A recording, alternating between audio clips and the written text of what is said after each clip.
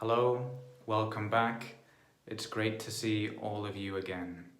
So today we're going to be considering a sentence. It's a sentence that was submitted to me earlier by a viewer. If you would like for me to analyze some of your sentences, feel free to write them below in the comments and I would be delighted to take a look. Okay, so the sentence that we're going to look at today, we're going to analyze, consider some of the grammar, is the following. They find vulnerabilities and not telling no one. They find vulnerabilities and not telling no one. What can we do here? Well, the first thing to bear in mind is the context.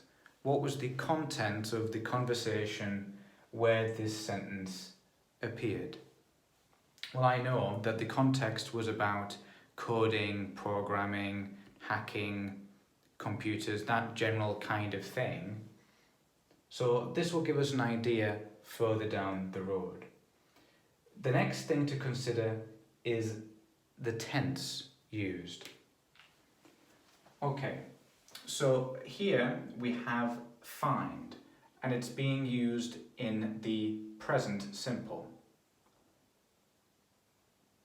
You'll have to excuse me being left-handed. I know it makes it a little awkward, but well. So yes, find is in the present simple. Now we know that the present simple has various different uses, one of which is when we refer to an action which is happening with some degree of frequency. It's regularly occurring. Now, of course, here we're not given any definite information about how often this is occurring, with what frequency, but because the present simple is being used, that would indicate that it's happening repeatedly, more than once, over a period of time. That's important. However, if we look here at telling, well, that's not present simple, is it? Because it has the ing suffix, something that we're more accustomed to seeing in the continuous tenses. Perhaps the student was attempting to use the present continuous tense, which we know can be used when we're talking about something which is happening right now. So there's something of an inconsistency with regards to the use of tenses here. How can that be resolved? Well, the easiest way to resolve that would be by using tell. We can just convert that into its present simple form, which would mean that the verbs in the sentence are consistent. So what would we do next? So far we have they find vulnerabilities and not tell no one. The next thing to consider is that, as indicated by the use of not, the student is attempting to form a negative clause. A negative clause. However, in English, if we want to do that, we are required to include the primary auxiliary do. Do is, or at least can be, a primary auxiliary verb. Remember, an auxiliary verb being that which supports the main verb in the sentence. So we need to add do here. Another thing to bear in mind is that in English, I'm talking really about spoken English here, is that if we can use a contraction, we should. It makes our speech shorter. It's more convenient for us because it means there's less time speaking, and also it'll help us to blend in because native speakers, they use contractions continuously. So how can we apply a contraction here?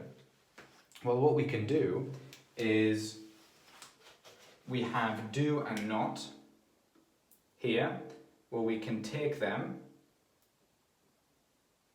and put them together to form don't. So we have and don't tell no one now. Is there anything else that we can do? Well, we still have a problem.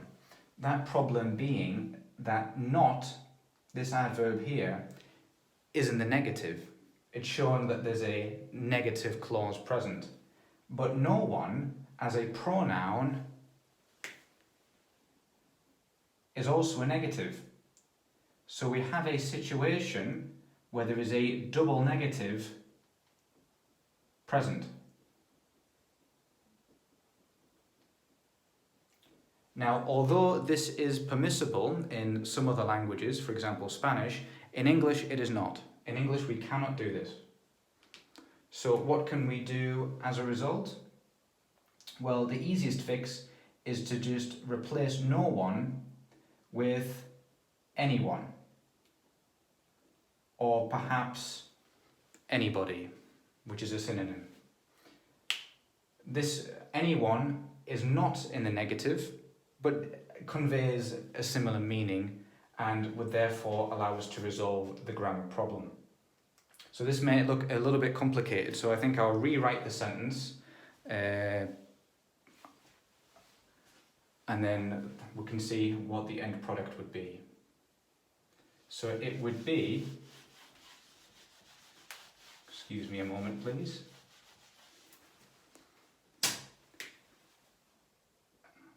They find vulnerabilities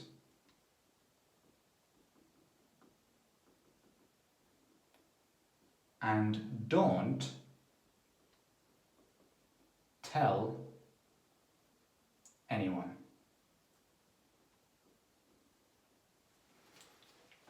So in review, what we've done here is that we've made sure that the use of tenses in the sentence is consistent.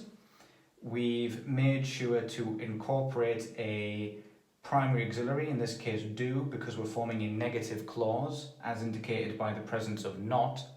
We've contracted that in order to make our speech more natural.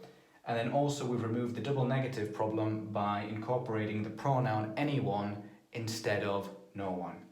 So hopefully you've been able to take that all in, and thank you very much for your attention. I look forward to seeing you again soon. Thanks again. Bye for now.